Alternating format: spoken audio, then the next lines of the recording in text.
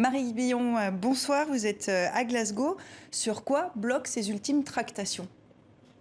Eh bien, écoutez, c'est sur la question des aides financières aux pays les plus pauvres, ceux qui sont le plus touchés actuellement déjà par les changements climatiques et les catastrophes naturelles. C'est sur ça que ça coince et sur d'autres aussi questions de compensation assez techniques. On a pu voir vraiment cet après-midi une valse diplomatique, hein, littéralement plein de petits groupes dans la salle de la session plénière qui se retrouvaient. On a pu voir notamment John Kerry, l'envoyé spécial du président américain sur le climat, discuter avec le négociateur chinois, le texte à la main, regarder mot à mot sur quoi il pouvait discuter. Et puis ensuite, on a pu voir John Kerry discuter avec le représentant de l'Union européenne. Plusieurs fois, le président de la COP26, Alok Sharma, a voulu lancer la session plénière de la journée et plusieurs fois, il a dû redescendre du podium pour prendre part à ces discussions informelles. Il a finalement pu entamer cette session plénière et il a demandé à toutes les parties de ne pas regarder les intérêts propres de leur propre pays, mais plutôt de penser au bien de la communauté internationale. Le texte est maintenant en train d'être finalisé.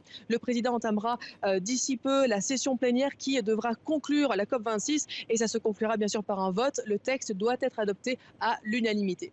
On vous retrouvera bien sûr dès que ça sera terminé. Merci Marie depuis la COP26.